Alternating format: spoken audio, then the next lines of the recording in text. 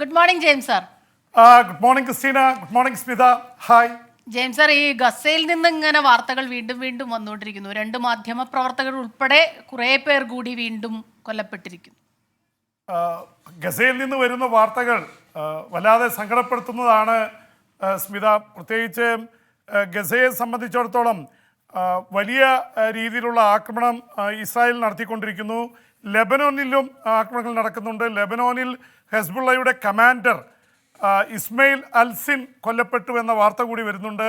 പ്രത്യേകിച്ച് തെക്കൻ ലെബനോനിൽ ഇസ്രായേൽ നടത്തിയ ആക്രമണത്തിലാണ് ഹെസ്ബുള്ളയുടെ കമാൻഡർ കൊല്ലപ്പെട്ടിരിക്കുന്നത്. കഴിഞ്ഞ ദിവസമാണ് ഹെസ്ബുള്ളയുടെ ഡെപ്യൂട്ടി കമാൻഡർ കൊല ചെയ്യപ്പെട്ടത്.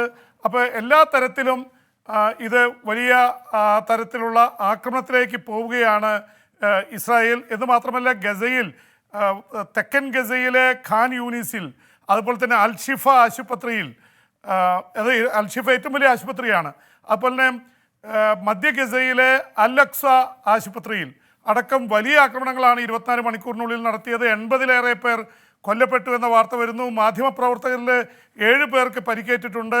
പ്രത്യേകിച്ച് ആശുപത്രിയുടെ വളപ്പിൽ തമ്പടിച്ചിട്ടുള്ള അഭയാർത്ഥികളോടൊപ്പം റിപ്പോർട്ട് ചെയ്യുമ്പോഴാണ് ഈ മാധ്യമപ്രവർത്തകർക്ക് നേരെ ആക്രമണമുണ്ടായത്. മാധ്യമപ്രവർത്തകർക്ക് നേരെയുള്ള ടെൻറ്റുകളുടെ മുഴുവൻ ആക്രമണമുണ്ടായി. അതിൻ്റെ ഭാഗമായിട്ട് മാധ്യമപ്രവർത്തകർക്ക് പരിക്ക് പറ്റി, 2 പേർ കൊല്ലപ്പെട്ടു എന്ന വാർത്ത വരുന്നു. ഏതാണ്ട് 150ഓളം മാധ്യമപ്രവർത്തകർ ഈ യുദ്ധത്തിൽ തന്നെ കൊല്ലപ്പെട്ടിട്ടുണ്ട്. കൂടുതലും അൽ ജസീറ അടക്കമുള്ള ഗൾഫ് മാധ്യമങ്ങളുടെ പ്രവർത്തകർ, പ്രത്യേകിച്ച് റിപ്പോർട്ടേഴ്സും അതുപോലെ തന്നെ ക്യാമറാമാൻമാരുമാണ് കൊല്ലപ്പെട്ടിട്ടുള്ളത്. എന്തായാലും ഇതിനെ ചൊല്ലിയുള്ള പ്രശ്നങ്ങൾ ഇസ്രായേലിലും രൂക്ഷമാണ്. കഴിഞ്ഞ മണിക്കൂറുകളിൽ 10,000 പങ്കെടുത്ത പ്രതിഷേധ പ്രകടനങ്ങളാണ് നടന്നിട്ടുള്ളത്. എന്ന് മാത്രമല്ല, ഇസ്രായേലിൻ്റെ പ്രധാനമന്ത്രി ബെഞ്ചമിൻ നെതന്യാഹു രാജിവെക്കണമെന്ന് വലിയ തോതിലുള്ള ആവശ്യം ഇസ്രായേൽ ഉയർന്നിരിക്കുന്നു. ബന്ദികളെ മോചിപ്പിക്കാനാവുന്നില്ല. 134 ബന്ദികളിൽ 30-ലേറെ പേർ കൊല്ലപ്പെട്ടു എന്നാണ് അറിയുന്നത്. ഇനിയും അവർ ഹമാസിൻ്റെ കസ്റ്റഡിയിലാണ്. ഒരു ഭാഗത്ത് അതാണ് അവസ്ഥയെങ്കിൽ മറുഭാഗത്ത് മറ്റേ ലെബനോനിൽ റോക്കറ്റുകൾ അയക്കുന്നു ഇസ്രായേലിലേക്ക്. തിരിച്ച് ഇസ്രായേൽ ലെബനിലേക്ക് ആക്രമണം നടത്തുന്നു. സിറിയയിൽ നടത്തിയ ആക്രമണത്തിൽ 40 പേർ കൊല്ലപ്പെട്ടിരുന്നു. അതിൽ ഒരാൾ ലോകാരോഗ്യ സംഘടനയുടെ പ്രവർത്തകനാണെന്നാണ് അറിയുന്നത്. ഒരാൾ ഇറാൻ്റെ മീഡിയ അഡ്വൈസർ ആയിട്ടുള്ള ആളാണ്. അപ്പോൾ സ്വാഭാവികമായിട്ട് ഇറാൻ്റെ ഒരു കൈ സിറിയയിലും ലെബനോനിലും ഉണ്ട്. ഇറാൻ്റെ പിന്തുണയുള്ള കേന്ദ്രങ്ങൾക്ക് നേരെയാണ് ഇസ്രായേൽ ആക്രമണം നടത്തുന്നത്. ഇതിനിടയിൽ കെയ്റോയിൽ മധ്യസ്ഥ ശ്രമങ്ങൾ നടക്കുന്നുണ്ട്. അതിൻ്റെ ഭാഗമായിട്ടുള്ള ചർച്ചകൾ തുടങ്ങിയെന്ന വാർത്തകൾ കൂടി ഈ മണിക്കൂറുകളിൽ വരുന്നു. സ്മിത, ക്രിസ്റ്റീന. ജെയിംസ് സാർ, അതുപോലെ തന്നെ യുക്രൈനിലെ പ്രശ്നം, ഇതിപ്പോൾ 1 വർഷത്തിലേറെ യുദ്ധം ആരംഭിച്ചിട്ട് ഇപ്പോൾ അവരുടെ പവർ സപ്ലൈ ഒക്കെ ഇല്ലാതാക്കാനായിട്ട് ഊർജ്ജ കേന്ദ്രങ്ങൾ കേന്ദ്രീകരിച്ചുള്ള ഒരു ആക്രമണം റഷ്യ നടത്തുന്നു. എന്നാൽ മനോവീര്യം ചോരില്ല എന്ന് വളോദിമീർ സെലൻസ്കി പറയുന്നു. യുദ്ധം ഉടനെയെങ്കിലും അവസാനിക്കാനുള്ള ഒരു സാധ്യതയല്ലേ കാണുന്നത്? ഉക്രൈനിലെ ഊർജ്ജ കേന്ദ്രങ്ങൾക്ക് നേരെയാണ് ഏറ്റവും ഒടുവിലായി റഷ്യൻ ആക്രമണം നടക്കുന്നത്. പ്രത്യേകിച്ച് ഉക്രൈൻ്റെ വൈദ്യുതി കേന്ദ്രങ്ങൾ, അവിടുത്തെ മുഴുവൻ കേന്ദ്രങ്ങളും ആ രീതിയിൽ തകർക്കുക എന്നുള്ളതാണ് റഷ്യ ലക്ഷ്യമിടുന്നത്. ലക്ഷക്കണക്കിന് ആൾക്കാർ ഇരുട്ടിലാണ്. റഷ്യയെ സംബന്ധിച്ചിടത്തോളം റഷ്യ 2 കാരണങ്ങളാണ് പറയുന്നത്. ഒന്ന്, റഷ്യയിൽ ഉണ്ടായിട്ടുള്ള ഭീകരാക്രമണത്തിന് പിന്നിൽ ഉക്രൈൻ്റെ കൈയുണ്ടെന്ന് റഷ്യൻ പ്രസിഡന്റ് വ്ളാഡിമിർ പുടിൻ ആരോപിക്കുന്ന ഒരു തന്ത്രം കൂടിയാണ്. ഉക്രൈനെ തളർത്താനുള്ള ഒരു തന്ത്രത്തിൻ്റെ ഭാഗം കൂടിയാണ്. ഇത് മാത്രമല്ല, റഷ്യയുടെ അതിർത്തി പ്രദേശങ്ങളിൽ, ബെൽഗോർ റോഡ് അടക്കമുള്ള പ്രദേശങ്ങളിൽ ഉക്രൈൻ വലിയ രീതിയിലുള്ള ആക്രമണം നടത്തിയിട്ടുണ്ട്. അവിടെ ഒരുപാട് പേർ കൊല്ലപ്പെടുന്ന അവസ്ഥ ഉണ്ടാകുന്നു. എന്ന് മാത്രമല്ല, ബ്ലാക്ക് സീ ഫ്ലീറ്റ് റഷ്യയുടെ, അവരുടെ ഒരുപാട് യുദ്ധക്കപ്പലുകൾ നശിപ്പിച്ചു കളഞ്ഞു യുക്രൈൻ. അപ്പോൾ ഇതിൻ്റെയൊക്കെ വല്ലാത്ത രീതിയിലുള്ള ഒരു എതിർപ്പാണ് ഈ തരത്തിൽ നശീകരണ പ്രവർത്തനങ്ങളുമായിട്ട് റഷ്യൻ സേന മൂവ് ചെയ്യാൻ കാരണമെന്നാണ് പറയുന്നത്.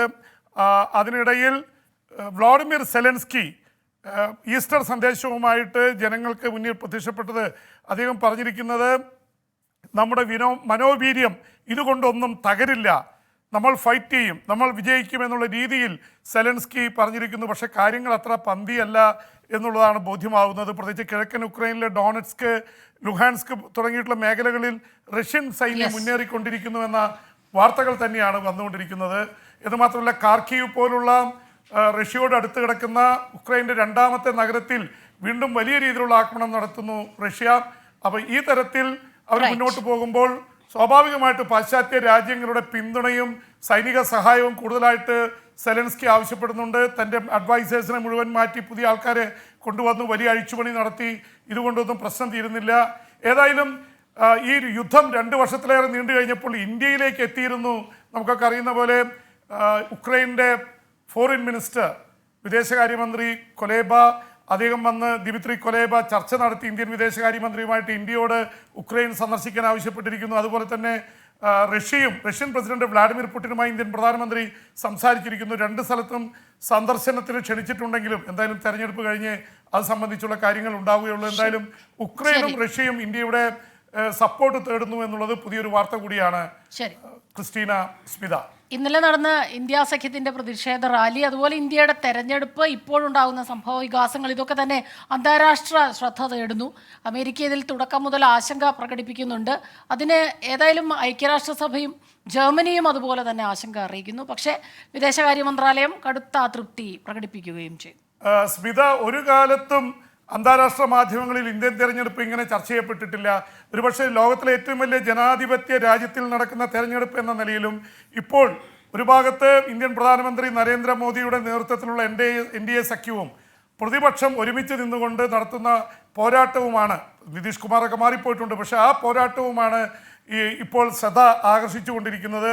പ്രത്യേകിച്ച് ഇന്ത്യ സഖ്യം ഡൽഹിയിൽ നടത്തിയ പ്രകടനം, മഹാറാലി, അത് അന്താരാഷ്ട്ര മാധ്യമങ്ങൾ നിറഞ്ഞിട്ടുണ്ട്. France 24, Al Jazeera, CNN, BBC, African മാധ്യമങ്ങൾ അടക്കമുള്ള നിരവധി ലോകമെമ്പാടുമുള്ള മാധ്യമങ്ങളിൽ ഇന്ത്യയിലെ തെരഞ്ഞെടുപ്പുകൾ ചർച്ചയായിരിക്കുന്ന. അതിനൊരു പ്രധാന കാരണം ഇന്ത്യയിലെ സംഭവവികാസങ്ങളെക്കുറിച്ച് അമേരിക്കയും ജർമ്മനിയും ആശങ്ക പ്രകടിപ്പിച്ചു. പ്രത്യേകിച്ച് അവിടുത്തെ പ്രതിപക്ഷ നേതാക്കളെ മുഴുവൻ തെരഞ്ഞുപിടിച്ച് അറസ്റ്റ് ചെയ്യുന്നു. അവരെ പാപ്പരാക്കുന്ന രീതിയിൽ ആദായ നികുതി വകുപ്പിൻ്റെ ഇത് വരുന്നു, ED രംഗത്തിറങ്ങുന്നു. അപ്പോൾ ഇന്ത്യയിലെ ജനാധിപത്യം ഭീഷണിയെ നേരിടുന്നു എന്ന ധ്വനിയോടെയാണ് അമേരിക്കയും ജർമ്മനിയും ഒക്കെ പ്രതികരിച്ചിട്ടുള്ളത്. ഇതിൽ തിരിച്ചടിച്ച് ഇന്ത്യയുടെ വിദേശകാര്യ മന്ത്രാലയം രംഗത്ത് വന്നിട്ടുണ്ട്. അമേരിക്കയുടെ പ്രതിനിധിയെ വിളിച്ചു വരുത്തിയിട്ട് പ്രതിഷേധം അറിയിച്ചിട്ടുണ്ട്. പക്ഷെ അവരൊക്കെ ഇപ്പോഴും അതേ അവസ്ഥയിൽ തന്നെ നിൽക്കുകയാണ്. കാനഡയാണെങ്കിൽ നേരത്തെ ഇന്ത്യക്കെതിരെയാണ്. അപ്പോൾ ഇന്ത്യക്ക് ഇതുവരെ ഉണ്ടായിരുന്ന ഒരു അപ്പർ ഹാൻഡ് എക്സ്റ്റേണൽ അഫയേഴ്സ് ഇതിൽ ഇലക്ഷൻ കാലത്ത് ഇന്ത്യയുടെ പ്രതിച്ഛായയ്ക്ക് കോട്ടം തട്ടുന്ന രീതിയിൽ ലോകരാജ്യങ്ങൾ രംഗത്ത് വരുന്നു എന്നുള്ളതാണ്. റഷ്യയിൽ നടന്ന തെരഞ്ഞെടുപ്പ് പോലെ ഇന്ത്യയിലെയും തെരഞ്ഞെടുപ്പ് ജനാധിപത്യത്തെ അട്ടിമറിക്കുന്ന രീതിയിലായി പോകുമോ എന്ന ആശങ്കയാണ് ലോകരാജ്യങ്ങളിൽ നിന്ന് പ്രകടിപ്പിക്കുന്നത്. പക്ഷേ ഇന്ത്യ അതിനെ തിരിച്ചടിച്ചിട്ടുണ്ട്. ഇന്ത്യയുടെ പരമാധികാരത്തിലും ഇലക്ഷനിലൊന്നും അന്വേഷിക്കേണ്ട കാര്യം മറ്റ് രാജ്യങ്ങൾക്കില്ല. ഇലക്ഷൻ കമ്മീഷനാണ് ഇലക്ഷൻ നടത്തുന്നത്. അതുകൊണ്ട് ആ തരത്തിലുള്ള ഇതിനൊന്നിനെയും ഞങ്ങൾ വകവെച്ച് തരില്ല എന്ന് ഇന്ത്യയുടെ വിദേശകാര്യ മന്ത്രാലയം പ്രതികരിച്ചിട്ടുണ്ട്. എന്തായാലും ഇത് BJPക്കും അതുപോലെ തന്നെ ഭരിക്കുന്ന സർക്കാരിനും വല്ലാത്ത തലവേദനയാവുന്ന രീതിയിലാണ് ലോക മാധ്യമങ്ങൾ ഇന്ത്യയിലെ തെരഞ്ഞെടുപ്പിനെ കാണുന്നത്. സ്മിത, ക്രിസ്റ്റീന. ശരി, താങ്ക് യു ജെയിംസ് സർ.